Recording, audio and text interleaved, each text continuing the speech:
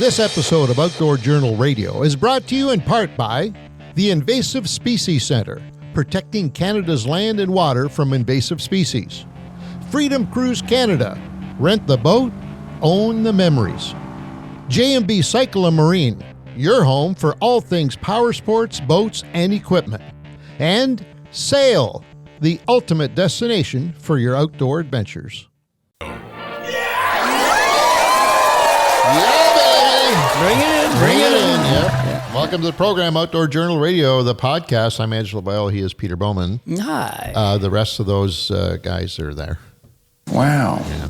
Those other guys. Yeah. Devova, Nick. Come on now. Whoa, what is that actually Nick? Wow. I think so. He's got a new haircut, but I think it is him. Looking pretty cool. And, of course, our illustrious producer, Mr. Dean Taylor. Give me a hell yeah. Yeah. Wonderful show, as per usual, but mostly because we are going to have a gentleman on the program who's going to shed some light on a product that we have been talking about for some time now, and that is Fish Finder mounts. Wow. And how they're going to change your fishing life completely. Yeah. He's going to be We've been at it for like about a year ago. A full season of using it. Yeah. Full shooting season. Yeah. We were mounting it about this time last year, et cetera. Yeah. Wade Van Pelt will be joining us. He is the president and CEO of FishFinderMounts.com, and I understand he may even have some breaking news. I like breaking news. I love breaking. It's fun. It's, I sometimes I just break news that isn't even real, just for the sake of breaking it. Yeah, I've done that before. My goodness. Just for the sake of breaking it. Do you remember any instances that you? I don't remember shit. You know that. Why are you asking me? Well, because you remember doing it, so you might remember maybe part of it, maybe a couple of keywords. I'll tell you what I am excited about, and I can remember every single detail, and that is fishingcanada.com. Well, you don't forget that one now, do you? Right. And shop.fishingcanada.com. Yes, you got that right. On account of all of those little beauties right there on the screen are there, living there every single day. Them are good ones. We had a huge order the other day. It came over the weekend. It might be the biggest order I've ever seen. One order? Like a single order? One order, yeah. A single order. It was massive. And Nick pointed it out to me, and holy smokes. I don't know, like they're outfitting a baseball team or something. How many items? I don't even know. I know. I just look at the dollars. I stopped looking at the individual items. Just look at the dollars. Well, if you said like 20 hoodies, I'd say that's some pretty good dollars anyways. Definitely a small team? A team of some kind. Small team. But they weren't small in sizes, so it couldn't be. It had to be good-sized people. Okay. Wow. That's all. I just wanted to throw that out there. Interesting. It's all happening at fishingcanada.com. New products are coming up as well. We've got some very exciting new summer items that we can. Some are nicer than others? Some are good, some are bad. Thank you, Dean. All right. They're going to be coming up very, very, very soon that you're going to want to cover your body with for this summer fishing.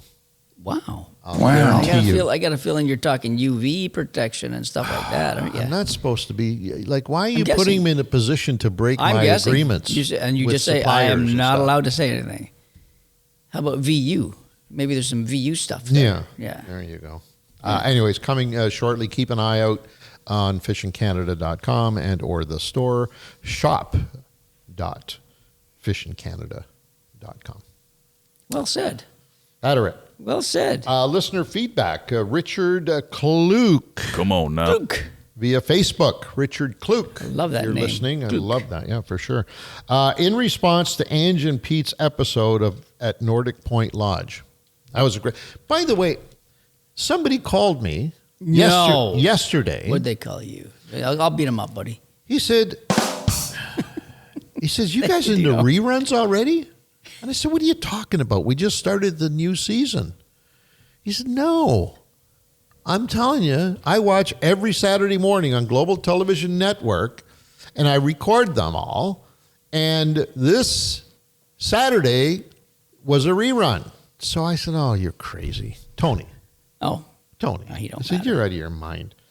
Anyways, he told me what episode it was, and I quickly did the math in my head.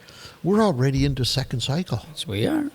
That's wow. correct, sir. That blows my mind. Time sure flies, my friend. That blows my mind. Anyways, he's right. But he said I enjoyed it more the second time around. I think a lot of times that happens. Well, and I watch these things. It was this Nordic episode. White, Yeah. So who knows? I didn't know. I was shocked. But anyways, Richard Kluk via Facebook says, in response to Angie and Pete's episode of Nordic Point Lodge, he says, watch the show. Good job, fellas. Enjoy your boat demeanor. Unlike many shows, you guys don't bicker at all. Wow. More electronics than most people use, but other than that, so he doesn't like that either. Well, he maybe doesn't like it, it's just he can't relate to it because it's just... I like to watch you hauling fins. There you go. Whoa, hauling fins. Hauling fins. I like that. Our boat demeanor, I like that. We have fun out there, you know what I mean? Yeah, but what does he mean we don't bicker at all, like most other shows? Maybe because your reaction when you found out you didn't have a net was pretty calm. You weren't that concerned. When that fish jizzed all over you, and we always just had a little fun with it and stuff like that. Yeah, maybe so. Maybe that's what he's talking. I don't know. I said he likes you instead of, could have been very derogatory, but I just thought you make a nice couple, even that fish, so... maybe he's feeling... Now, out of curiosity, is it something that we just don't do, or is it something that Vova doesn't capture on tape? Or doesn't put through the final edit? I don't... I find it, like, when I'm on the boat, I'm amazed by how quickly you guys can turn on, like, the TV mode, where it's like... He's right. It's pretty amazing how, like quick that is when something's hooked. Not like you guys aren't that smoking much a cigar different. and all of a sudden ready to catching a fish. Like, it's not that you guys are that much different, but it's all of a sudden, like, super polished, and it's like it's in TV mode, like, that quick. So. Basically, what you're saying that normally we're just a pair of blumbering idiots slobbering all over the place. No, then when the camera goes on, we become normal, is what you're saying. Yeah, kind of. All right. I'd have to agree with that. You might have a point. Can't fight it. I will say that. Regardless of what we think, what's important is what you think. And Richard Kluk, thank you. Thanks, and Richard. If you think that our demeanor is something that you enjoy, then by all means. I don't know whether I agree that we don't bicker, though, because we do. Yeah, we'll have to know. From here on in, we're going to watch all the reruns, and we're going to see how much bickering actually goes on out there. Also, obviously, he says more electronics than most people use, but other than that, I like to watch you hauling fins. So he doesn't necessarily like all the electronics, but that's, boy, he's not going to want to listen to this podcast later on when the folks from Fish Rider Bouts join us. Holy mackerel. No kidding, eh? Anyways, thank you very much for the kind words. I'm assuming they're kind. I'm assuming that's a positive. I think that's a good one. Even the electronic. And Richard, please remember that, we're trying to cater to all of our audiences. I mean, everybody in our audience. Mm-hmm. So, and some love electronics, some don't care about it, some say that's too much, some say it's not enough, give me more. So we just try to cater to everybody. Conservation Corner, brought to you by the good folks at Invasive Species Centre. Come on now. Grass carp. Yes, the good old grass carp. What do we got here, Ange? I'm sure you got something. I got something here. That grass carp is the one that puts all of our sport fish at risk because of the eating habits of this unit, this weed-eating unit. Do you know what bothers me about grass carp? Doing this ad? And it is an ad. Don't make any mistake about it. An ad in the sense that... We're trying to ad-lib the ad. This is an actual ad that Invasive Species Centre wants us to repeatedly talk to you folks about. What bothers me about this, though, it's like so many things that you don't have to face on a day-to-day basis. So sometimes you hear this stuff and say, but, we don't have grass carp here yet. There aren't enough here yet to cause a problem. And move on, get on to the next thing. But this is one that does not fit into that square circle, if you will, because by the time we do get, or if we get there, by the time we get to the point where they are in and fully invasive, it's too late. Oh, yeah. We're not going to be able to do anything about it. Yeah. Hence why we, every week here, we deliver this message to you and hope that it starts resonating at some point, because Invasive Species Centre needs us out in the field to be able to be their eyes and ears. And one us of the, meaning everybody, listeners, viewers, everybody, all anglers, of us. anybody who spends time on the water, boaters even, for that matter. Yeah. We are going to be their eyes and ears on this subject. Cottagers. Someone washed up on a shore. Yeah, exactly. Right? Yeah. So, and the best thing that we can do is make sure that we are properly informed on identifying this creature. Because I'll tell you right now, it's not going to be easy identifying this creature. Just the first one that you see, you're going to have to look at it 4 or 5 times to make sure. You're going to say versus, we know what a common carp looks like as soon as you see it. But yeah. And that's only if you have the tools to identify this fish. Correct. Either recorded in your brain or recorded on your phone or someplace, right? Otherwise, good luck trying to identify that. Yeah, and why is that that's important, true. you say? That's true. Because by the time I see it, it means it's too late. Well, it's not too late, because what happens is if you identify it, if you report it, then the mechanism can kick into place, and people who are going to be commissioned to that area to investigate further will find out if this is an isolated case, whether the horse is out of the barn, and in fact we've got groups of these fish there. They will take over from that point. But if we don't help them to pinpoint these locations of first sightings, man, we're all screwed down the road. Because if this thing gets out there and does its deal, which we know it's capable of doing, and that is eating 40% of its body weight each and every day that it's in the swim, you don't have to be a mathematician to figure out if there's thousands of these things in our waterways. Our vegetation, the landscape of what we call our fishery will change completely, and it'll change overnight. It won't take years. It'll change overnight. It'll be ugly. And it will be ugly. For us, For sure. We're greedy. We're selfish. We don't want that to happen because it's going to affect our fish that we like to go after. Fish. The people at the Invasive Species Centre, remember too, they're like firefighters. They want you report it, they're going to be on it. This one thing about them is they are instantly on it and working hard at any information they get. Yeah, they hear a report, they get out there and they look for these fish. So they do take their job very seriously. So. And what do folks have to do, Peter? Go to asiancarp.ca. You can download all the imagery. Just read up everything about these the 4 different species, let alone the grass carp. But and download into your phone. Get this, like Ant said, put it in your head, put it in your phone, have it available at all times when you're around the water or near the water, and then report it if you see it. Be informed. And having to do with information and being informed, it's time for the news.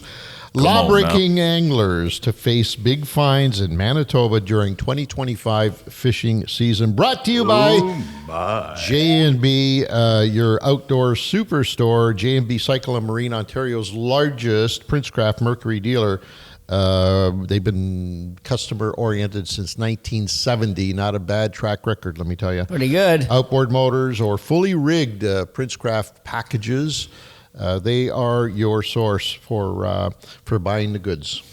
Canadian-made Princecraft. Oh, Canadian-made. Sorry, I'm sorry. Come on now. Oh yeah. Check them out. They're called J&B, but check them out at jbcycle.com and get the lowdown on all the wonderful packages that they do offer and all the other things that you can get, including, by the way, leasing boat packages. Unheard of. As far as we know, they're the only ones in the country that are doing it. So check them out, jbcycle.com. In the news, Peter. In the news, Angelo. Manitoba, they are cracking down. And I kind of like this. No, I don't kind of like this. I like this. A lot. A lot. Okay, the Manitoba government has announced new penalties for anglers caught breaking the rules while fishing in 2025. So I'm going to give you the old fines versus the new fines on this, okay? On what? On these breaking the law in the fisheries, right? Basically. Fishing with barbed hooks. Well, that's one of them. There's many of them. There's many of them here. This goes for all the laws? All of them, yes. Okay. So fishing with barbed hooks used to be a $52 fine. It is now up to $220 fishing Whoa. with barbed hooks. 300% increase. In Manitoba, barbless hooks are mandatory for all fishing activities, meaning hooks must have no barbs or barbs compressed to be in complete contact with the shaft. So you could buy barbed hooks, take your pliers and squeeze them down, or you buy barbless hooks. We won't have that problem if we fish in Manitoba this coming year. Hell no. Well, that's right. We will not have that.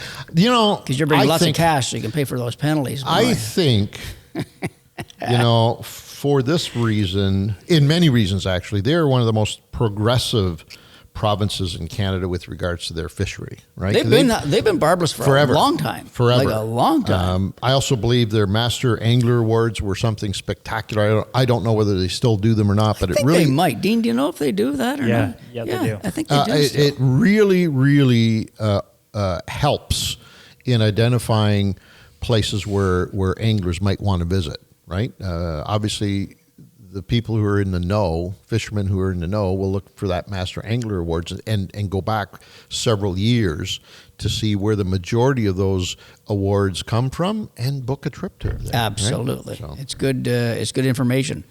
Over your limit. Now, I'm assuming, I don't know if there's any different species. This is generic from $102 to $390. So Wow. I'm not sure if the same fine for walleyes is for smallmouth. That's another 300%, by the way. It's a dandy, isn't it? Yep. Bringing live bait into Manitoba and possessing crayfish from $200 to $433. That's another biggie. It's not as Not much quite percentage, 300, but yep. An unattended line. So when you're ice fishing or bank fishing, well, it doesn't matter. There's a certain distance that you have to have. I was going to say, what is an unattended line? What's the Ice fishing. definition? When you walk away from ice fishing, you got your line sitting out there, and you go to the bank, and you're going to cut some wood, and you're back to your 150 yards away from your hole, and you come can't back do out. that. No, you can't do that. No, you can't do that here. You can't do that in Ontario. How far away can you go? I think it varies on per province. I think Ontario is, what is it, Dean? Is it a 50 or 100 yards or something like that? I feel like it's 100 yards. Yeah. Something like that, yeah. That's good distance. Yeah. Yeah, but that way you can set your, you have your hut, and then you set your lines out, boom, boom, boom. And as long as you get the legal number of them out there, that's fine. But if you go beyond that, you're unattended. And what's the idea behind that? Gut hook fish, like a fish eats a minnow, and all of a sudden he's, gut hooked. I guess with barbless you could get out easier, but no, I think it's a good law. You should be around your law. You got to go for a timber shit. Yeah, you better pull that line up. And is there a period of time that you can be 300 yards or 100 yards away? No, if you're walked that whatever that yardage is, you take a step out of that. If a game warden was around and they measured it, they would nail it. Well, you mentioned going for a timber shit, right? You pull your line, bring your line up. You got to pull your line, even if you're within 100. No, you're good. If you can see that, if you're in line of sight. Well, I'm in the bush. I'm in the bush. Your pants down to your knees. And I can't guarantee that I'm going to be ready to grab go. Grab that rabbit and he's ready to wipe your arse, but I guess the rabbit takes off. You're going that way. That's a great joke. I haven't said that one in a long time. So anyways, an unattended line. So yeah, obviously Manitoba's cracking down on some laws. There might be more than that even, but these are the main ones that they announced to a dean found out for us. So, and I think it's good. I think we have to, there's a lot of poaching and law breaking going on around here, people, that nobody knows about. A lot of it. And it's getting worse and worse and worse. Yeah. So we really need to crack down on this. This is one start of it, of cracking down, right? Yep. By increasing the fines to this extent is a bit of an eye-opener. But, you mentioned before, you got to be able to enforce it, right? So hopefully they will back this up with additional manpower to be able to enforce. I think they're doing a little better than we are. I think in the conservation officer manpower. I think, and they take it serious, right? Because you always hear these infractions. You're listening to this guy, and they got a $1,000 fine for 5 deer or something like that, jacklighting deer. What the hell? There's never enough, right? So at least if they could start increasing these fines to a point where, well, you know what, I better not do this because it's going to cost me $10,000 or something like that. That might be, it has to be the way to go. But hopefully it'll, go right through the whole system of hunting and fishing, and everybody gets the fines jacked up and not want to do it so much. Hopefully. And these are just 4 items. Yep. There's probably more. Dean, do we have the whole story on fishingcanada.com? Is that the deal? We do. It's all there. Excellent. Well, check it out because I think it's important to know. I love it. I think it's great. Yeah, for sure. We interrupt this program to bring you the much anticipated bonus code for the latest Fishing Canada. That was good. You just surprised me with that one. Did I surprise you? Good job, I was hoping buddy. I could You do got that. me. This week's bonus code is sonar. SONAR. Oh, don't say that to Calvin. Come on Sonar. He's listening right now. And you'll understand why we use that as a bonus code here coming up very shortly. Just type in that bonus code into the contest section of fishingcanada.com and receive 10 free entries. That's right, kiddies. 10 free entries. Give me a hell yeah! That's a hell yeah. All of Where the current hell yeah? giveaways, not just one, to all of the current giveaways. And for those of you who aren't entered yet, well, I'll, like, what are you waiting for? It's free. When we were doing the sportsman show, those little talks, those little seminars we were doing, and I did the one with Lauren from Radio World, and Calvin was in the audience. And my natural tendency is to say sonar. I think you do too. We both say it all the time. And every time I say sonar, I'd look at Calvin, and he'd give me almost like the vampire cross up there the whole 9 yards. Explain why. I don't know. I don't know what the difference really with sonar actually is. He was in the Navy all of his life, and he was the guy in charge of sonar. Right. And apparently it's not the same as our fish finding technology, but we call it sonar. I don't know why. I guess it does the same idea to us in a simple form, right? Yeah. So, and Calvin just said, guys, do not. It's not sonar. He gave me a dirty look and I couldn't help myself. I didn't do it on purpose either. I just did it, and I look over at Calvin and say, shit, I did it again.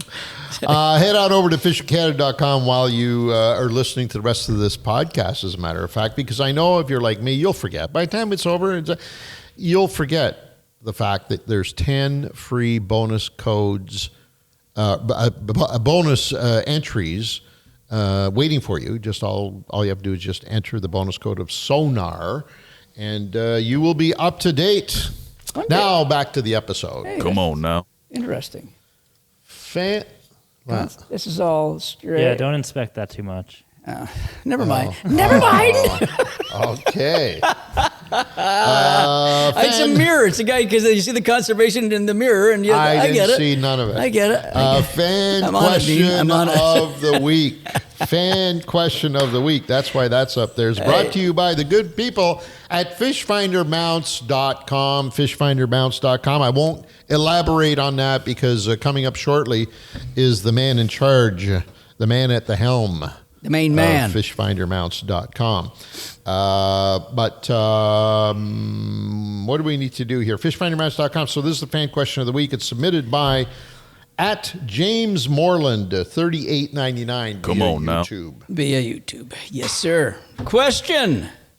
I recall mentioning that FNC1, our custom Princecraft, is a custom layout of Princecraft.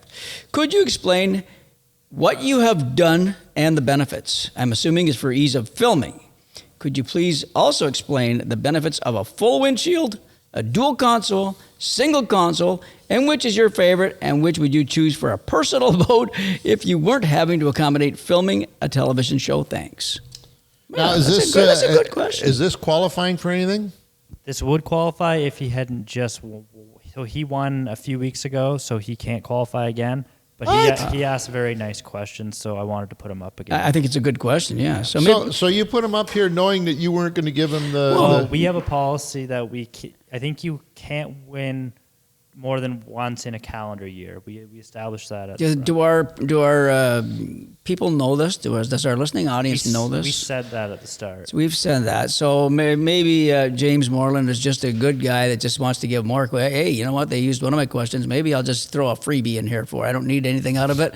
I like the guys. I'm really interested in this. How many consoles we're having, and the dualies and the singles and the. It just seems like an awful waste of time, but. All right. Why? Let's go. Huh? You don't like that? I think it's a good question. Well, no, normally we give 100 buckaroos away. People used to ask them before we did that. We saved $100, bud. All right. Think about it that way. Okay, yeah, we could give 50 go down each. Go down and have a beer or something somewhere, a couple spaghetti or something. Spaghetti, that's what I want. Spaghetti. Okay, James Moreland wants to know. You mentioned the question, right? I mentioned the question, correct. So now we need to deal with the answer. Even though we're not giving him anything for it, we are going to give him the pleasure of getting an answer to some of this. Yeah.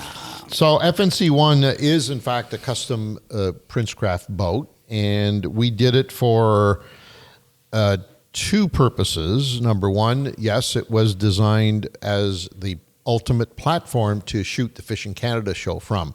So in order to have that, we needed to have accessibility and walkways, and whatnot on the boat that the camera people could utilize. It's very difficult in a deep-hulled boat like this when you've got big variances between the floor and the decks. For a cameraman who's essentially looking through the lens to navigate through all the different levels. So the first design idea was on trying to eliminate some of the big steps between levels in the boat. So we accomplished that by making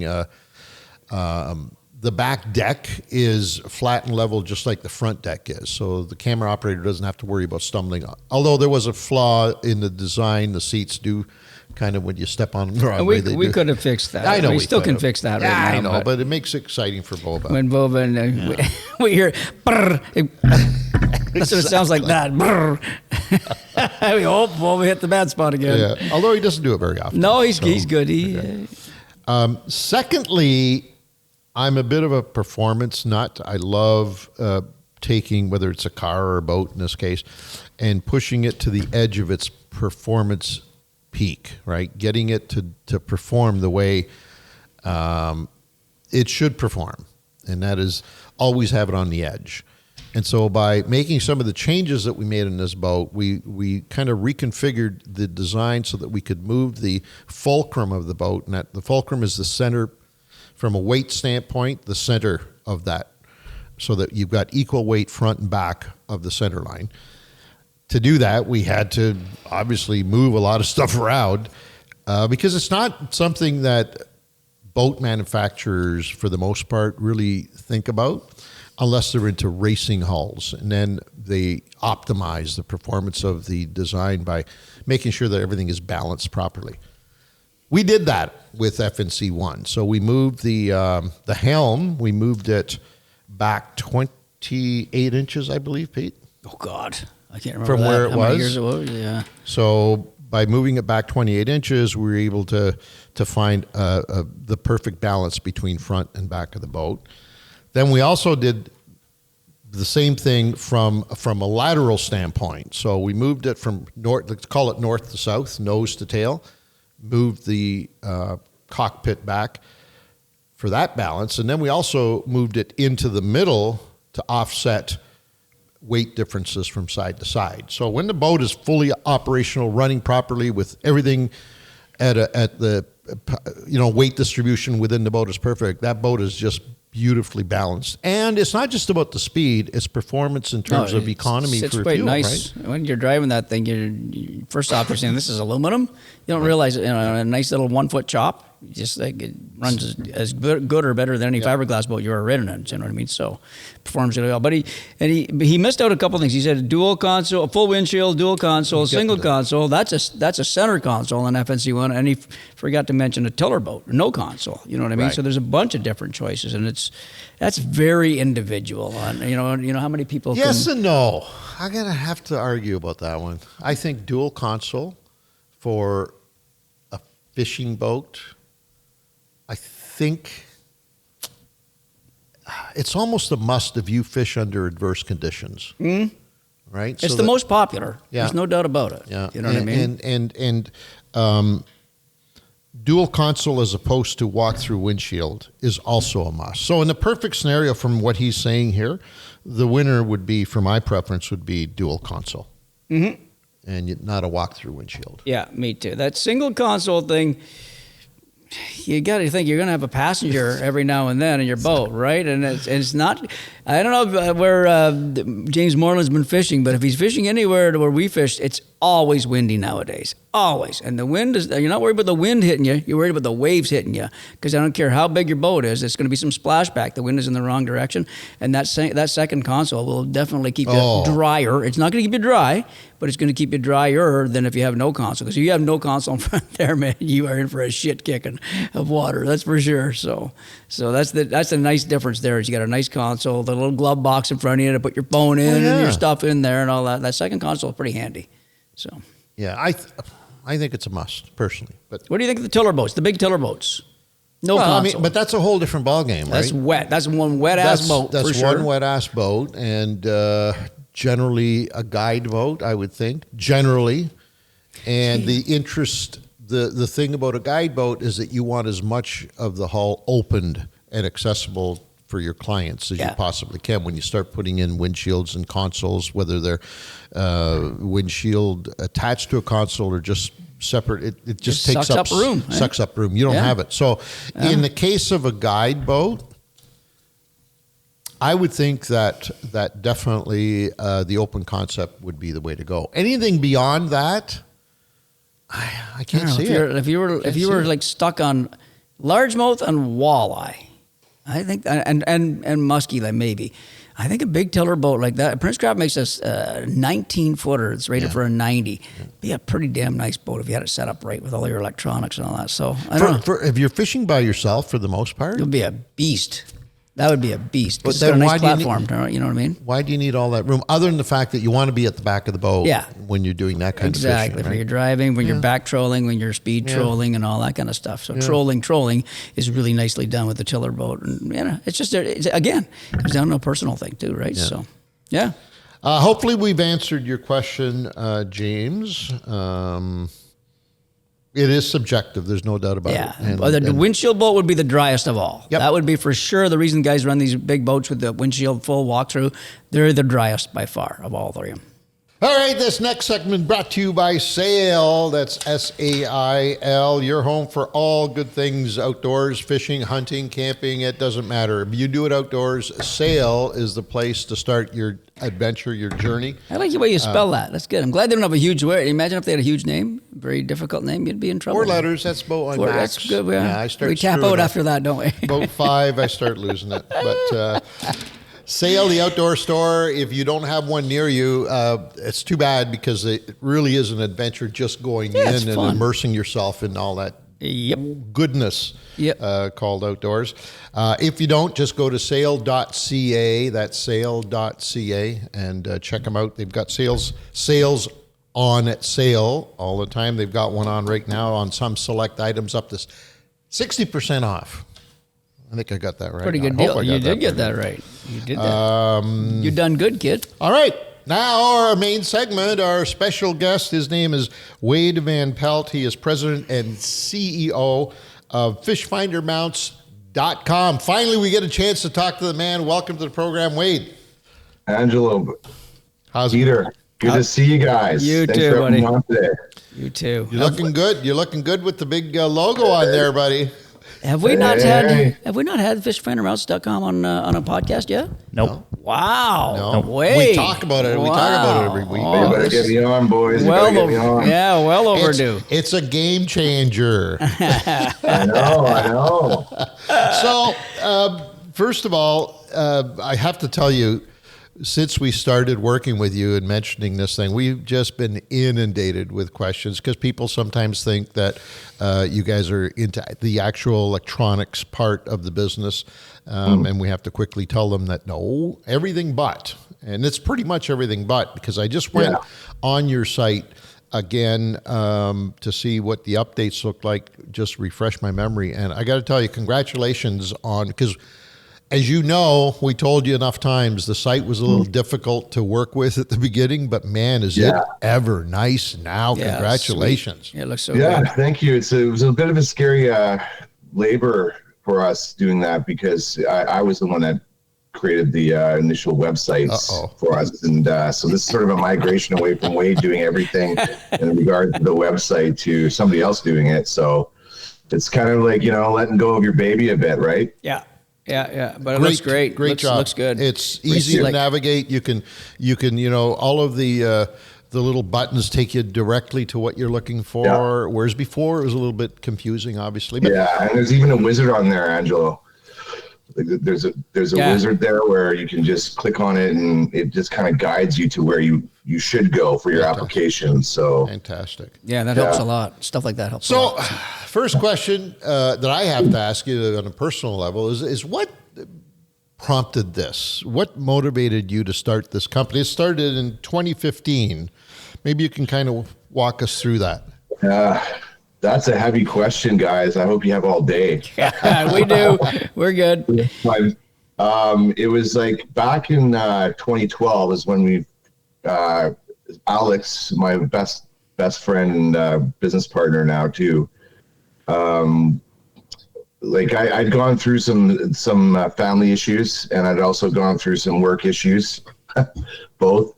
And as a result, I just decided that I needed to find a way to accelerate my income and start a business. Is the answer to that. So I just started looking around and thinking about whatever I could to come up with to start a business with. And I was in manufacturing since I was 20 years old, even younger than that. So it was going to be a product. It wasn't going to be a service for me. And I love fly fishing up in the interior and everything, right? So this was always in the back of my mind. So what happened was we were out on a lake, Rampart Lake, years ago. And there was a guy that came out with a fishing buddy, like the fish finder on the pole. Right. Like Bottom Line used to make it, and then Humminbird bought them, I think, and then go on from there. And I looked at that and I said, wow, that's awkward. Mm-hmm. I don't want to do that.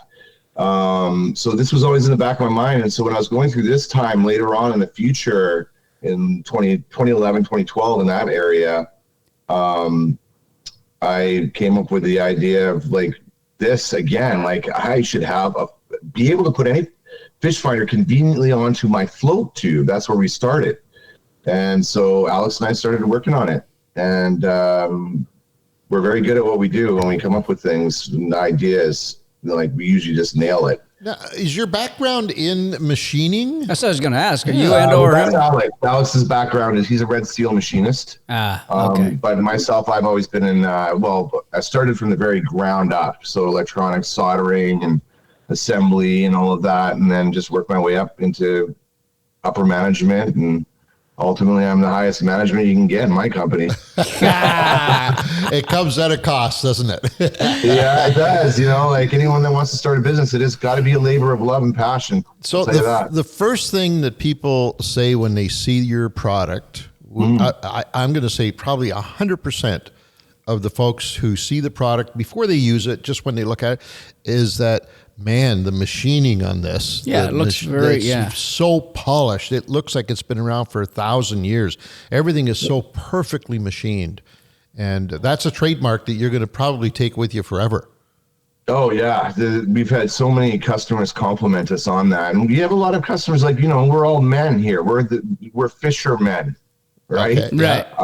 And so we have a lot of men customers, and there's women too, but mostly men, of course, that they are machinists or they're engineers of some kind, and they say the same thing there, Angelo, is it's fantastic. Great job with the machining guys. So it's a guy thing. We love that kind of stuff. Whoa, look at that. Oh my God. Look at that microphone. It's so cool. I know. Something about us.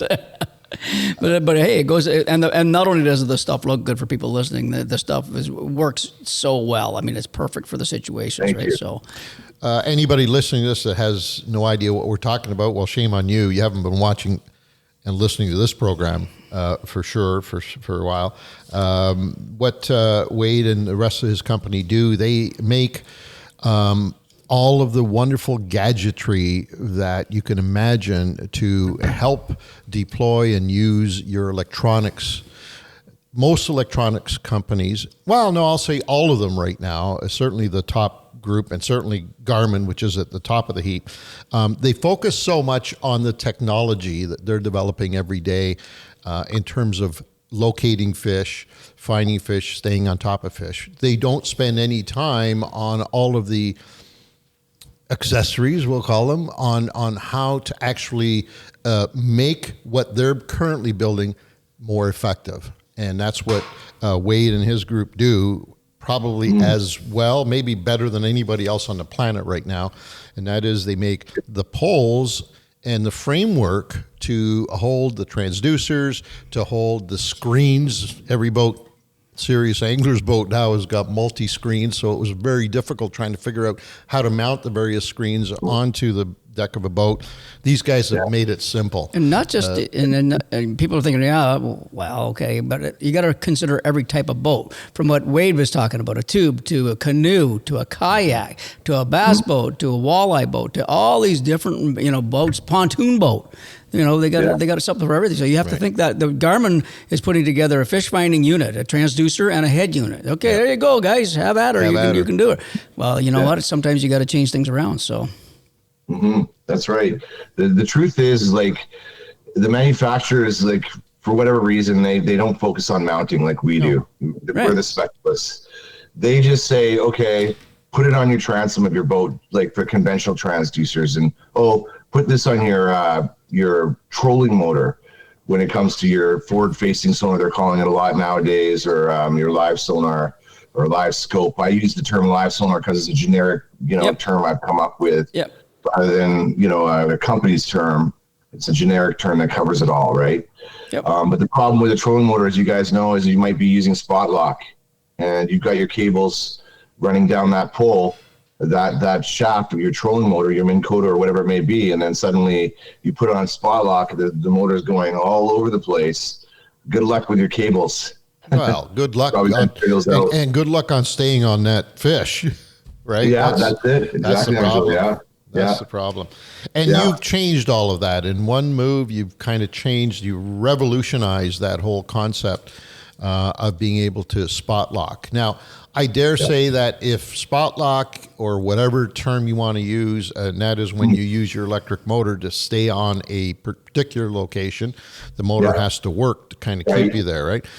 Yeah. If you're not into that, although I don't know how that would be the case, but let's say for people who are more prone to troll, as probably a good example. Yeah. Or back trolling. Or back trolling even. This does not quite apply, but for anybody who uses that trolling motor or the electric motor on the bow of their boat for fishing, chances are you're locking onto a spot. This concept of using external positioning for your transducer, your forward-facing transducer, I would say it's a must. I think today you can honestly say, if you want to be effective in forward-facing sonar usage, you have to have your transducer removed from your trolling motor. It's an absolute must. I was thinking about also, but when you said about the back trolling and the trolling, but there's an advantage to the pole and that stuff too that we've noticed. You know what I mean? Pointing it either forward where you're going, or better yet, pointing it backwards and maybe off to the side if you're running planer boards and stuff like that. So there's and you can't do that with a trolling motor. That's a good point. You're running your big motor in reverse unless you had it mounted on your trolling motor and you use that kind of backwards to everything. But it'd be a difficult thing to do. You know what I mean? So it'd be very difficult to do, and also if you're going forward searching for fish, which we do, I would say at least half the time now when we're out in the water, we're searching. And if you're using your trolling motor to do a slow search pattern, same thing applies. That motor, you're going to be moving that motor around, not necessarily looking at fish that are on the side of that signal. With the pole, we can do that. And it's become, like I say, absolutely vital in how we fish today. Completely changed. And without poles, you can't. You just can't. Yeah, it gives you autonomy, while your trolling motor is doing what it should be doing, allowing you to travel where you need to go. Yeah, exactly. That's a good way of putting it. If you have it mounted, it's interesting because we have all types of fishermen pursuing different species of fish. Bass boat guys, they'll often want it at the bow, right of the boat. Maybe they've got a pal up front that's fishing with them, and he's running the live scope while the other guy's running the console, and that's steering wheel of the boat. And then you have the pontoon guys, and all that kind of stuff. So whenever I have customers call us and call me specifically, I'm always going to sell them what I would do for their application for their boat. I don't sell them anything that I don't think they need. I sell them exactly what they do need. So when you come to us, we're going to make it happen. Yeah. Wade, is there any, have you guys ever studied or listened to customers, and is there any ultimate position of a pole-mounted transducer? You know what I mean? Because right at the front of the boat, is it right there? So you're standing beside your Garmin looking at your screen and doing all that? Is it back a little? Because we had mounted sort of one up front last year, and we had one mounted back a bit behind, and we tried to take advantage of both spots. But is there anything along that gunnel that tells where the optimum position of a transducer would be, or a pole mount would be? So Peter, just trying to understand the question a little bit better. You have two transducers on your pole, and it's on the gunnel edge, like either the starboard or the port of the boat. Is that what you're saying? I'm saying even just one transducer. We had two different mounts, but let's say you got one pole with one transducer. Where would be the best spot to have that, or is there a best spot to have that on the boat? Yeah, well, like typically, because like again, sonar, this kind of sonar being on a pole that can rotate is 360 degrees. So you want to mount it so it's clear of your keel or the very bottom of your boat. Right. Okay. So you're going to have a pole that's going to be, and then the other thing too is just not even that. There's also the ergonomics, guys, and you guys are aware of this too. Where let's say you are a bass fisherman, as an example, and you're standing fishing. Well, you're going to want that pole sticking up above the gunnel. Peter, this is a little bit off your question. I'll get there, but you're going to want to have that pole sticking up high enough so that you're not stooping down every time you want to rotate the pole. Yep. And then back to your question, Peter, specifically is, you want to get it down optimally below the keel of the boat, so that when you rotate that transducer and you could decide, I want to look back the other way, that being on the other side of my boat, you don't want anything in the way of that sonar, because this kind of sonar is shooting at a high frequency, and high frequency doesn't pierce hard objects like the low frequencies do on sonar. So you need to kind of keep it clear of any kind of hard surfaces, hard objects like the bottom of your boat. So I'm not sure if I'm getting you there exactly, Peter. That's interesting. I like that. The point I'd like to make on that, though, Wade, you guys have you figured that one out too, because all of your units you can extend by adding an extra 18 inches or 24 inches. So if you do have a configuration, your hull is configured in a manner where the front of it might be the deepest part, or at least sitting in the water the most, you can extend that pole. If you want your unit right up close to the very nose of the boat, you just extend it, and now you've got an extra 2 feet that you can drop it down below. Listen, there's nothing you haven't thought of with this stuff. Thank you. We just try to make things so convenient for the fishermen there that they don't have to worry about, once it's set up, they don't have to worry about the mounting or how to operate things. We just make it super convenient, so you guys can focus on just fishing. Yeah. One thing you do extremely well is listen to folks. Pete just mentioned, do you listen to your customers? And you obviously do. I know that firsthand, because when we first started with you folks, there were some issues. There were some things that we kind of had concerns about, and I got to hand it to you, because in most cases, those issues were looked after immediately and changed, and you re-engineered, and even a couple of times surprised us with your solutions. We hadn't even thought of that. We just knew this is a problem. Now, how do we fix it? Well, by the time we kind of gave it some thought, you guys already had prototypes in. Yeah, they were making 3D printing of stuff. Guys, this is what you're talking about? Exactly. Yeah. So like done in a day. And that's a sign of a well-run company. That's a sign of a company that's going to have success in its field, because if you do not listen to the audience, in our case audience, in your case customers, you're not going anywhere. Let's be perfectly honest. You are not going anywhere. So hats off to you for being able to do that. One of the items that you introduced not that long ago, and I noticed on your site you're out of stock, I want to talk to you about that, is the twist grip. Because I think that took you to another level, right? Yeah, and actually just a little plug on that too, as a preface, is that we are going to be bringing the twist handle to another level by adding a motorized aspect to it with a Bluetooth fob in the future here. I'm hoping it'll be ready for next spring. So we've just started the project now, gentlemen. So I hope I'm not too much in advance. No. Out of the bag a little bit. But the twist handle is nice, especially for older gentlemen too, or anybody that has any kind of maybe muscular or skeletal issues in their movements, maybe some health things are going on there. So the twist handle allows you to just take your hand and just twist your wrist, as you guys know. Just twist your wrist. Exactly. Whereas the other handles, of course, you have to move your entire hand around with that handle, mechanically speaking. Right. So It's so much quicker, easier, whether you have physical ailments or not. It just is a great way to. Listen, for us, it was a game changer, and hats off to you, because once again, you listened and people. There you go. There you go. I'll give everybody a little tip though for that these guys did that I hadn't seen anybody else do. So what Wade and Andrew are talking about right now is basically on this forward-facing transducer, when you twist that handle, you're turning that transducer all around almost 360 degrees. So the other way, what Wade was talking about, is you have to reach around and pull a pole or whatever. Most poles they come up from your pole mount like this, and then there's a single arm off here. So that's okay when you're doing this and you're working on it. But when you have to shoot backwards or out to the side, you could be looking all the way over there trying to book backwards. But what these guys have done, they basically said, okay, just add another pole in the front. So they got a T-bar on the top. So when you turn it that way, you still got your handle right here too. Yeah, so it makes it a lot easier that way too. I've never seen anybody else doing that, and that's a nice solution to somebody that doesn't have the twist. And Ed, they just added something else that I just found out about today. Like you guys just keep thinking, you're so far ahead.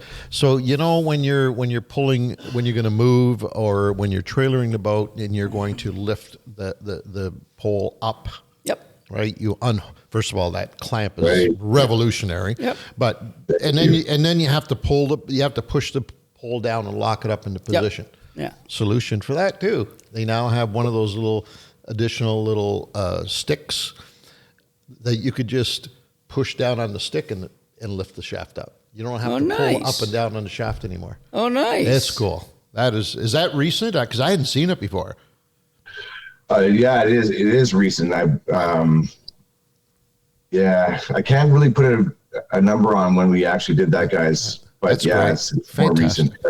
Yeah. I mean, there's nothing the only thing that we could want at this point, and you just answered it, and we've talked about it before. In fact, when we were saying that we do a lot of searching now, sitting down at the console, electric trolling motor deployed, and we're just searching quickly to find fish.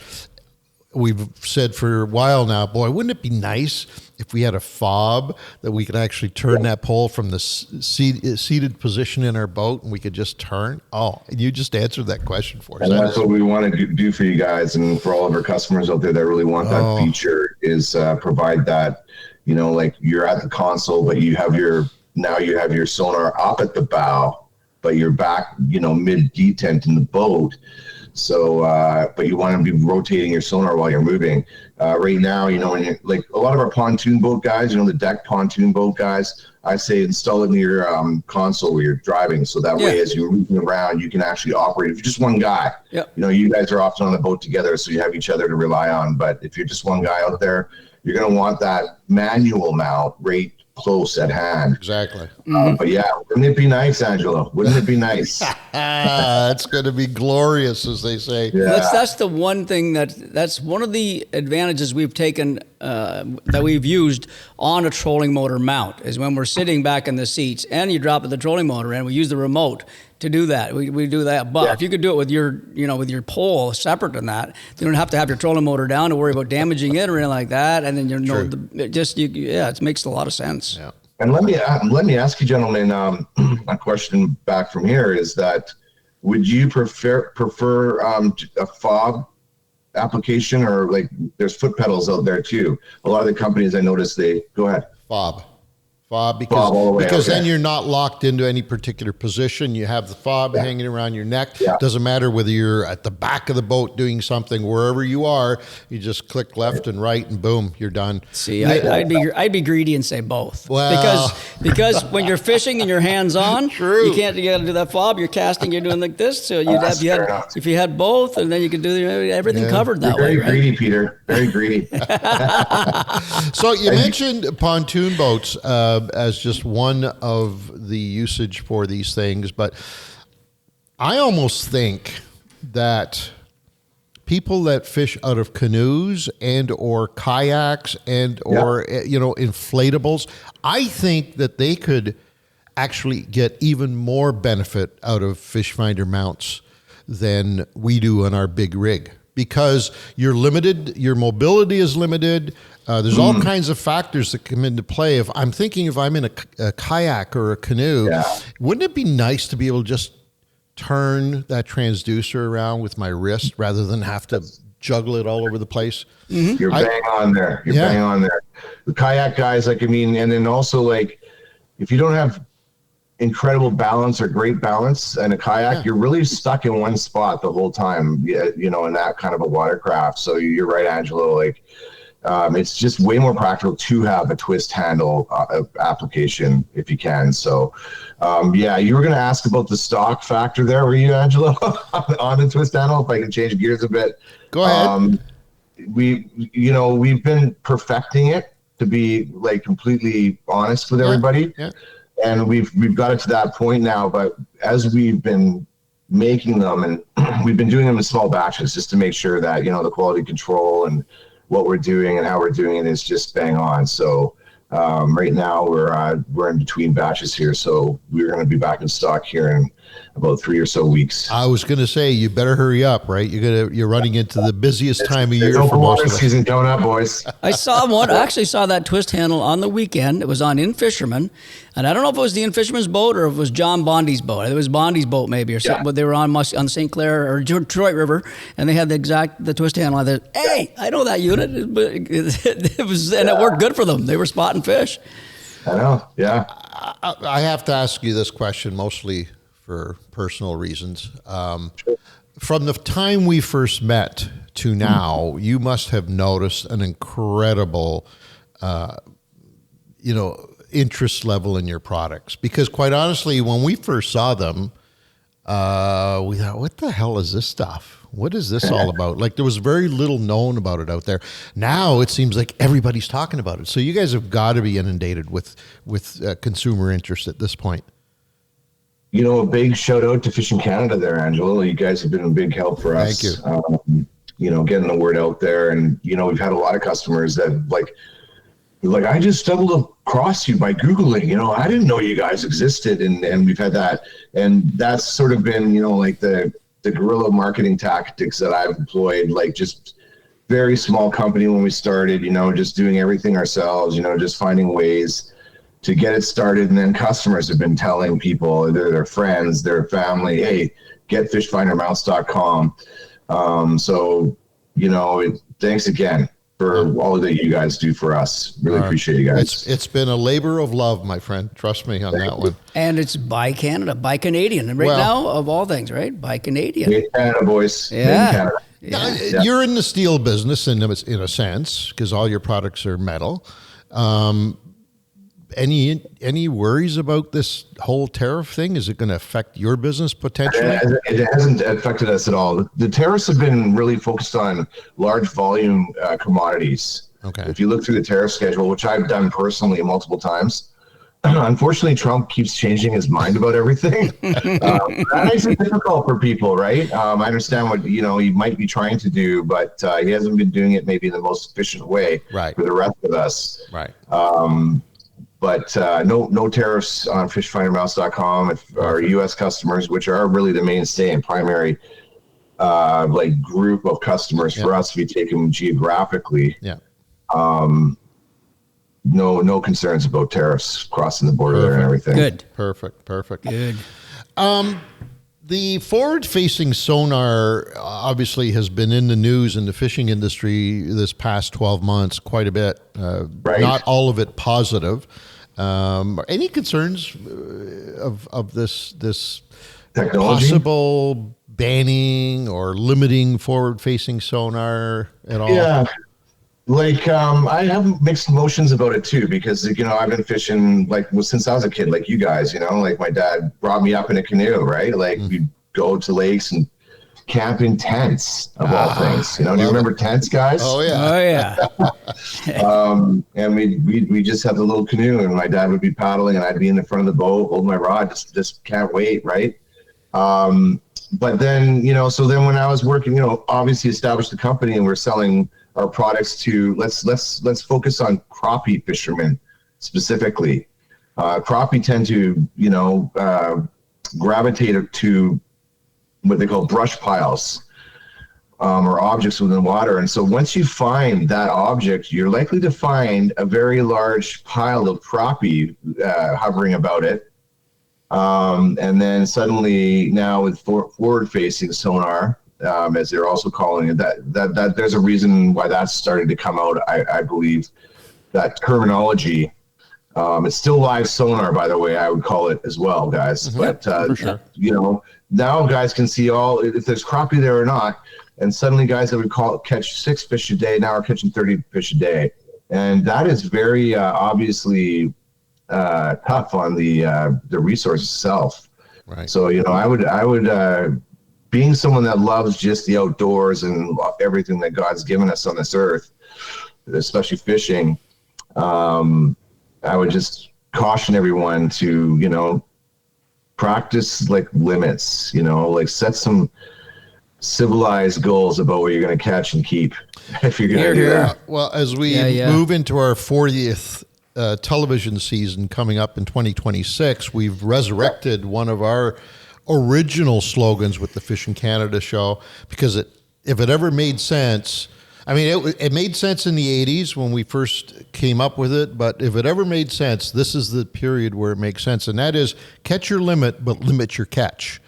And, exactly. And we're gonna move forward with that in the series that's starting I think January of 26 will be airing. Yeah. So you're going to see a lot of that messaging from our group because of that reason, right? Because fishing, we almost hate to admit it, but it's become a lot easier once you figure it out. Once you have the tools, it is a little bit easier, and therefore you're right. We need to be cognizant of that and make sure that we maintain the resources so we can enjoy it for years. Might be an eye opener, right? Might be an eye opener for us now that we know we're getting more. Hey, you know what? Let's start thinking about this, about the future. For our kids to go out and catch some fish. And the Ministry of Natural Resources, all the DFOs, everybody should be thinking the same way. You know what? Maybe we could drop these limits down a little bit. I think anglers are big enough people to say, you know what, I don't need to keep 6 of this species. I could keep 3 of these species or 4 of these. You know what I mean? We should all be able to tap out a little bit and give in a little bit just to help the fishery for years down the road. So, and food for thought. The example that Wade brought out with the crappie, not only be a little more cognizant of the fish that you're going to harvest, but even maybe limit yourself when you get into a situation like Wade just mentioned. Do you really need to sit there all day long and make contact with 100 fish? 50 or 50, whatever. Right? Yeah. Get the fish that you want to take home. Have a few moments of excitement catching a few more. But do you really need, especially once you've caught your limit, do you really need to sit there the rest of the day and catch fish? Yeah, right. True. So it's That's kind a of very good point, double-edged. Angelo, because also when you are catching fish, like nod, wink, wink, or whatever they say there, you're also stressing them out. And so if you guys want to keep coming back to those same bodies of water and having success and enjoying that success, we all need to think this way. It's going to be vital coming up in the future. I think the fish get a little smarter too, though. Oh, you know what I mean? That same school of crappies, you knock on that same school of crappies for 3 weekends in a row. That fourth weekend, you're going to say, "What the hell?" Either they're not there, or you didn't kill them all. They're not there, or they're onto my little jig and my sonar and my everything else too, right? So they're instinctively smart too. So now you've already kind of answered this question. Our next question was going to be, what's next for Fish Finder mounts? And you've already kind of answered that, Bluetooth fob thing. Aside from that, which obviously, how do you top that? But is there anything else you guys are working on that we can have? Since you put me on the spot, I don't have anything that's my mind has become cloudy suddenly. But I'm going to say this, is that we are always thinking, like you said before, Angelo, we're always thinking, we're always listening to our customers. And so where it makes sense for us and where it makes sense, for the masses, where they need solutions, we're right on top of it. Okay. So sometimes they're not as sexy as, remote control, right? Rotating pole.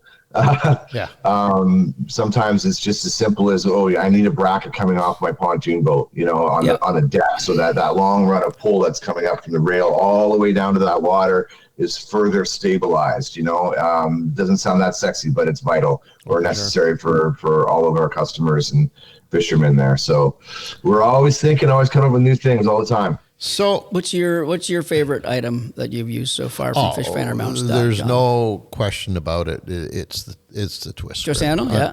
I mean, it's just nuts. That was a game changer.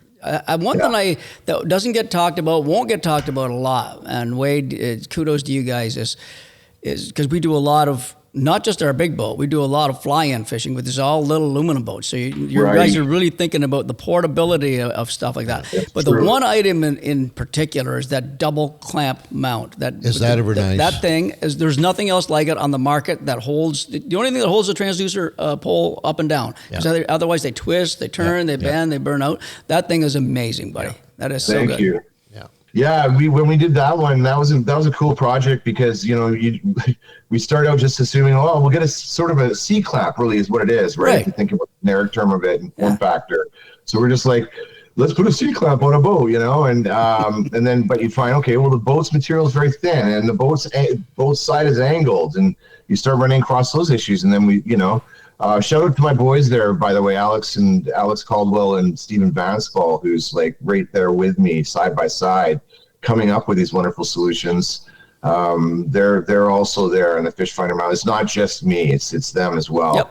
Yep. But you have this angled boat, and you've got these. So that what happens with the angle is that the clamp wants to follow that angle. Yep. So then we come up with a secondary jaw idea, and that jaw coincidentally pushes back against that boat so that it starts to correct the angle. So if you're mounting a screen, let's say, guys, and you want that screen to be, straight rather than like your head being like this when you're looking at it, that secondary jaw was vital. And then we came up with even further, the one other thing is with the pitching of front to back. Yeah. So, that's the secondary jaw helps that as well. And then we came up with a stabilizer plate because you can also have, this kind of tilting left to right. And when it comes to live sonar, going back to that, guys want things to be super stable. So that dual jaw system and clamping system, as you're bringing up, Peter, it's almost like having a permanent mount on your boat already. It's like screwed in there. It's insane. Good. It revolutionized portable transducer mounts, as far as I'm concerned. Sure. I don't think, first of all, I don't think anybody's doing it, and secondly, it's a game changer in that area. As is, by the way, I'd be remiss not to mention the magnet. We have to talk about the magnet because that is spooky good. That was a fun one, guys. So we did get a patent. Alex and I, we worked really hard on that product. Because how many magnets do you use? Exactly. And all that when you start out, right? So I was at a buddy's place years ago, and he had a fish tank. That's exactly where you got. I knew you got that because he had one, and he had it, and he did the same thing. Yeah. So the fish tanks, they had this little he had this little scrubber where the one magnet was on the inside of the glass. Of course, magnets don't stick to glass. Right. So it's one magnet on the inside of that, substrate or whatever that material is. In this case, glass, and then the other magnet on the outside, and then you can move it around for all the algae that would grow in your fish tank. You move it around, that magnet on the inside would follow the magnet on the outside. It would scrub the tank glass. Yeah. So I thought, what? That should be on boats. Yeah. It just came to me, right? And then so then Alex and I started just testing things and everything. Yeah, the magnetic transducer has been fabulous. Don't use suction cups, guys. No. It's just a massive hassle. Yeah. That's a headache. Yeah. Fishfindermounts.com. If you have a kayak, a canoe, like Angelo's bringing up, thin-hauled, open-hauled boats, even transoms, a lot of people get mixed up. Transoms aren't always in your typical aluminum boats, and that really is the mainstay of our customer base for the magnetic transducer mount. You have even in the transom, the transom doesn't, that's a thick part of the stern that the motor can clamp onto, and it has enough strength for that weight to be on it. However, those transoms in anything from like, let's say 10 or 8, 8 feet watercraft all the way up when it comes to aluminum boats, all the way up to 16 or so, the transom doesn't go all the way to the floor. So if you want to put your transducer on the stern, like traditionally the manufacturers tell you to do, but by the way, you don't have to put your transducer on the stern. You can put it anywhere. I was just going to say. Yeah, as long as the water that's coming underneath it is not like wash or bubbly or voided, because the water needs that, or the transducer needs the water as its element to transmit a signal back and forth. But going back to this transom thing, the transom only goes down so far in boats up to that length, being 16 foot, sometimes even 18 foot. So you can always have a space where you can get our magnetic transducer mount onto the stern if you want to. But if you can't do it there, you can put it on the side of your hull as well. Mm-hmm. Somebody told me that they bought one of your magnetic units and they use it on a tin canoe. I think it was a Grumman, an old Grumman. And they mount the magnet on the side of their Grumman. Right. And that's where they have their pole with the transducer on it, so that as opposed to trying to run it from the back, because it is a square stern, but he just found it so much more comfortable putting it on the side and still being able to manipulate it so that it doesn't have to lean back. So it's not, although it was designed for transoms, you're right. It will work in a minute on the side. Yeah. Question, other than aluminum or steel, can you shoot through fiberglass with it? Sure, yeah, absolutely. And plastics, right? Kayaks are typically plastics, roto-molded plastics, polypropylene usually, but fiberglass, of course you can, fantastic. But there is a thickness limit. Right. That was one thing we struggled with too, because the magnets are very powerful. So what you do is you have the two magnets, which again, guys, what I was trying to allude to is that you're going to have one magnet on the inside of your aluminum hull, let's say, or a plastic hull, or fiberglass potentially, and one magnet on the outside. So it's acting like an invisible clamp. So you no longer need some kind of mechanical apparatus that wraps around something to clamp on. Right. This goes right through the material. Now, so again, Angelo, going to the thickness of the material, and this being fiberglass, you're going to be like wanting to be around 3/8, no thicker than 3/8. And where I was going with it initially was the power of the magnets. When you take the magnets apart, I made this mistake when I first, I just stirred in wonder, with our prototype. Oh, and you forget that these are very powerful magnets, and they want to attract to one another. Right. And suddenly, I got the two magnets going right on here. I think our screaming for a bit, wondering, do I just pull it off, or do I need some kind of tool to get it off my hand? I think our friend Dean Taylor ran into that. I had producer. a near miss. I put it on a pontoon boat when we were on at Nordic Point. Yeah, and I couldn't believe how powerful that was. I had my hand in the way and pulled it out just in time, but they're pretty intense. People listening, if you were to put these two magnets together like this, there's no man alive that could pull them apart like that. You say, how do you get them apart? There's a technique. You have to twist them and then pop it apart. To leave them get the way they are, they are so strong. It's freaky incredible how strong they are. So they had to be, because sorry, Angelo, go ahead. I was going to say, people listening, this is a solution to pretty much every application where you need a transducer mounted on a portable application. Pretty much unlimited. If it's a portable application, the magnets that we're alluding to are the answer, the definitive answer. There is nothing else on the market that is even remotely capable of doing what this does. And it's so for fly-ins. For fly-ins. Portaging, if you're bringing units into the outback, any of that stuff. Yeah. It's just... It's the solution. It's for fly-in trips, guys. Fly-in trips. Sorry to interrupt. Fly-in trips huge. are a must. Huge for us with that. Absolutely. So it's just another one of the many things that if you haven't been to fishfindermounts.com, you need to go. Our portable kit isn't so portable anymore. We got so much shit in there. Oh my God, we got transducers upon transducers. We got a 9-inch screen. We got all weight stuff. It's not portable anymore. Let's put it this way, Wade.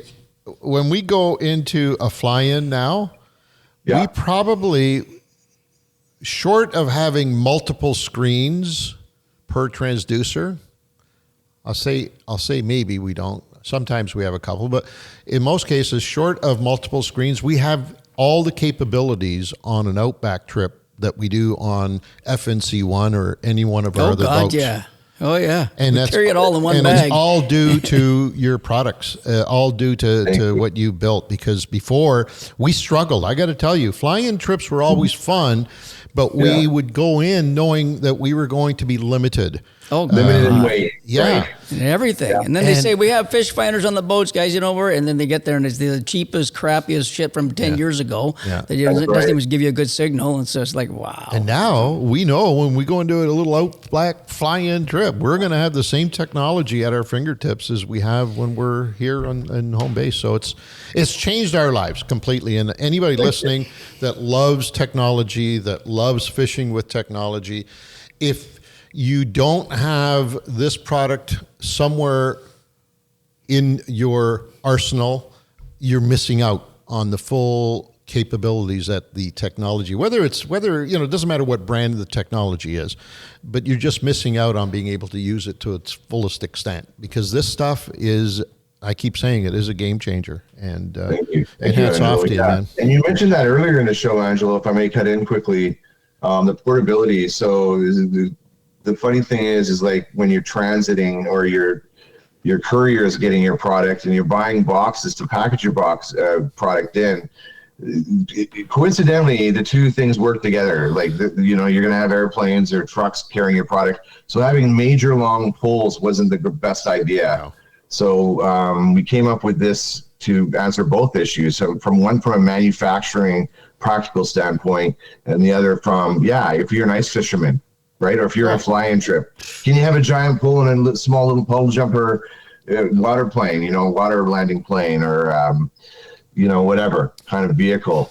So, I came up with the idea of having segmented poles so that you could screw together like a pool cue. And so our Gen 3 and Gen 4 live sonar mounts, they have that feature that Peter was also mentioning as well. Yeah, Gen 3 and 2, et cetera, if just for clarification purposes, generally means the thickness or weight of the poles, because you've got the little small thin poles that we would use for a Outback trip, and then you've got that big bruiser that we've got on our boat, right? The heavy duty pole. Yeah. So, so the Gen 2, Gen 3, Gen 4 really mostly refers to, like, let's say chronology.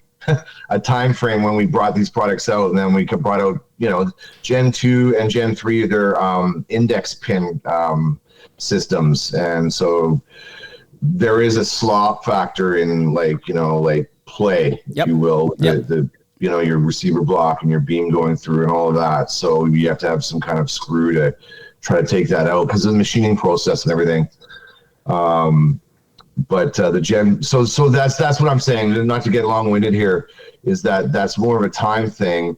But we do have like the Gen 2 is a smaller pole system too, like a 3/4 inch contiguous pole, if you will, whereas the Gen 3 and 4 have that nice segmented capability, and then also they're 1 inch diameter, so they become more robust over time. For sure. Fishermen, like, especially when you're dealing with tournament fishermen, and guys that, like you guys that are fishing a lot, they're going to beat up their gear.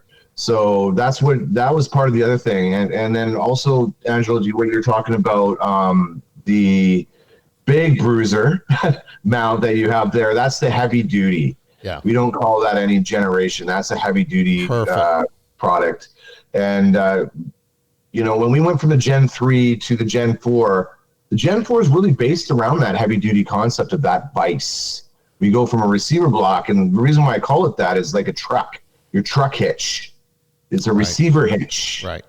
Same thing with it. So I called it a receiver block, but the way that it works, you slide something into it, engage that way. Whereas the Gen 4, really Stephen was the main progenitor of this idea, was having a vise. Imagine being in your shop and wanting to clamp something to work on it. Well, you go to your vise. Of course. And that's which shop doesn't have a vise in it, guys? Yeah. In the world. True. Right? Yeah. So that has been a huge, like, just the stability, and there's no movement. Rock solid. Yeah. And no one has that. It's just us. Yeah. So we've bestowed all of these wonderful accolades on you, and all the great work that you've done, and how wonderful the product is. However, having said all of that, I do have.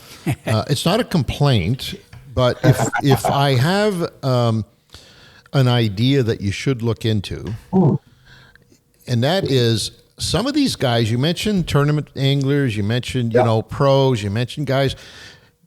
These guys have got, arguably, I don't know, anywhere from $150,000 to $200,000 tied up in these beautiful rigs, to the point where everything is just beautifully color coordinated, and they've got all that wonderful sparkly red flake and the gold flake and all that. The one thing I've gotten from a few of my buddies that are in that position is, why in the hell don't they make this in colors, so that on my red boat I can get an anodized red pole as opposed to the silver or chrome, whatever, stainless steel finish that you have on your stuff now. So I'm just throwing that out there. Oh, you're putting me on the spot, Angelo. I'm just throwing it out there, buddy. I'm just throwing it out there. Guys, don't worry, you got the right guy in the show here right now. So the reason why is we use hard clear anodizing, and hard anodizing doesn't allow for a variety of colors when it comes to anodizing. So when you go to Walmart and you buy your fancy BMX, it's all anodized bike, that is, they're using just a clear anodizing that's not hard. Hard is actually, the surface of your aluminum becomes very hardened, so that it can endure much more, robust applications. Whereas, like when it comes to like making things look fancy, you can't use hard clear that way. Unfortunately. Impossible. But, you know, Angela, guys have asked for black or whatever. They don't like the glint of the sun off of, something shiny like our mounts.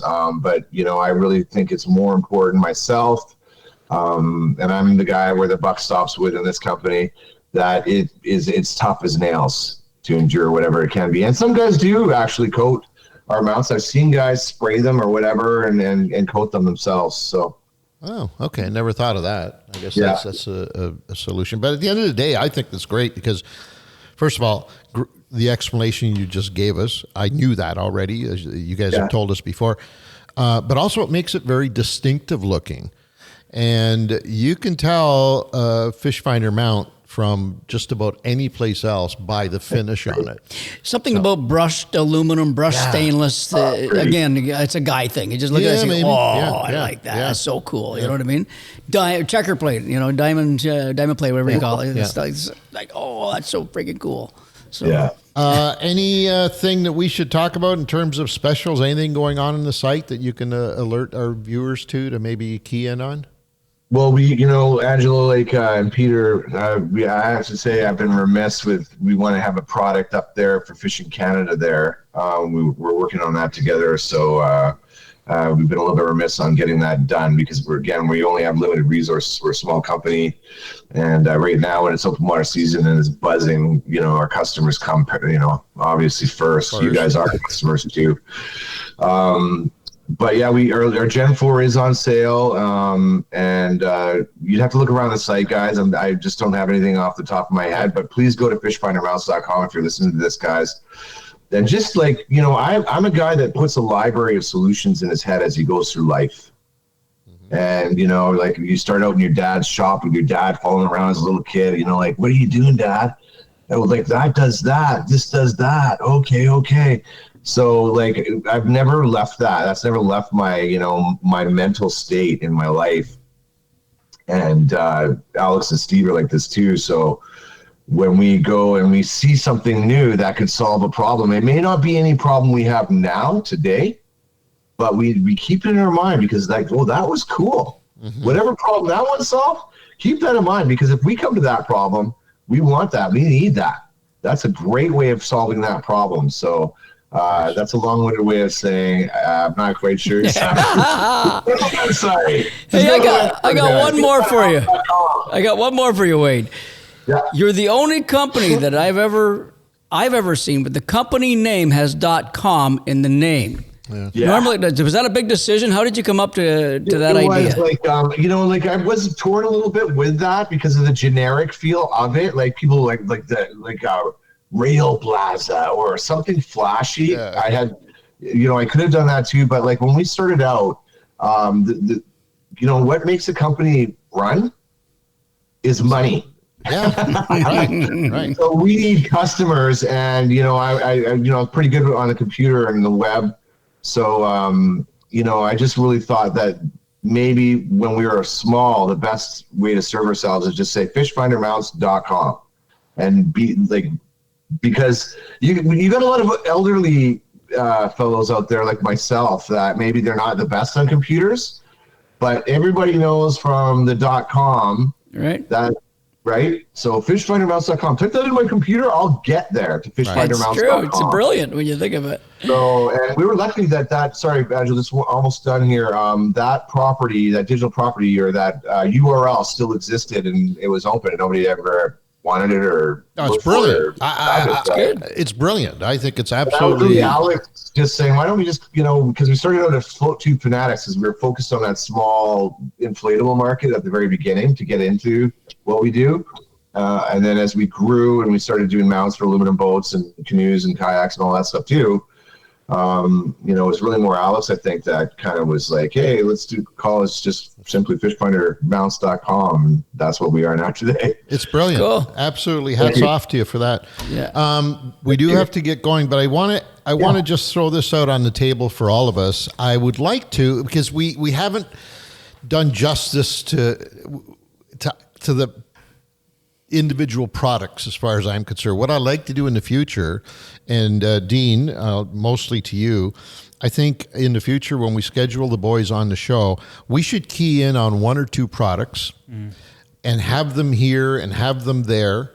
And let's talk about specific products, and right? Visually, we can. Yeah, because we've thrown a lot of stuff out there today, and I know that the majority of the folks who maybe haven't been on the site or haven't had a chance to see the product firsthand, we might have caused a lot of confusion. And I think moving forward, if we do on a regular basis, we key in on a product, like the magnets, for example. Thank you. That's great. Yeah, I think it'd be great because then folks can see it. They've seen the inner workings of it, and they can make an intelligent decision to go on site and order it or not. If I may just quickly interject here is also, guys, we have a fabulous YouTube channel that I've done, hundreds of videos now on there of our products. And you guys have, obviously helped us so much too on your show and this podcast and vodcast. People, if they can't go into a store to see the products, I was really very aware of that's how I like to do things, be able to touch, feel, see things. The next best thing I could think of to help people really know that, hey, this is what you're going to get and this is really going to work, is to create videos, right? That's where everything is going. Visual, visual, visual. So that's what I did. Along with building the website and building the products and everything, the message was really YouTube. So fishfindermounts.com, if you look us up on YouTube, you're going to see a huge resource there for seeing our products. And here, Fishing Canada, thank you guys again. No problem. Helping us with that as well. You've helped us out tremendously. Yeah, it's fun working with it. It's a riot. Thank you, guys. Wade, thank you once again, and we'll see if we can get a regular schedule of having you guys on the show, and we'll key in on particular products that I think could be very useful to folks that are into what we're into. So, thanks again. Thank you, Fishing Canada. Thank you, gentlemen. All right, brother. Thanks, Wade. Talk to you. Wade Van Pelt, President, CEO of FishfinderMounts.com. Yeah, baby. I know we probably talk about them a lot more than normal because Not only are they a valuable partner to this product, but they're just such a damn good product. Yeah, it's changed our fishing completely. Works. Absolutely. So I highly recommend, if you're in the market for anything even remotely close to either mounts. We didn't even talk about their mounts for screens. No. Which is another mind-blowing product that they have. Yeah. It's just changed our settings for screens on the boats completely. So if you're in the market for anything like that at all, just go and check them out. That's all. Just go to fishfindermounts.com and check them out. That are it, my friend. Did we pretty much exhaust that subject? We got like an hour in there, bud. Dino, we got anything to add we to did this? the bonus code earlier in the show, so if you skipped ahead just to the interview, make sure you go back and find that. But nice. And all for free. Nothing but the best all for our fans. For free. Just go to fishingcanada.com, click on contest, and you too could be a part of the wonderful. It seems like monthly we're giving stuff away now. Could be even more frequently than that. Come on now. Come on now. All at fishingcanada.com, the gateway, the portal to your next fishing adventure. On behalf of the entire crew, Vova, Nick, Dean, he's Pete, I'm Ange. Thanks for joining us. Talk to you next time.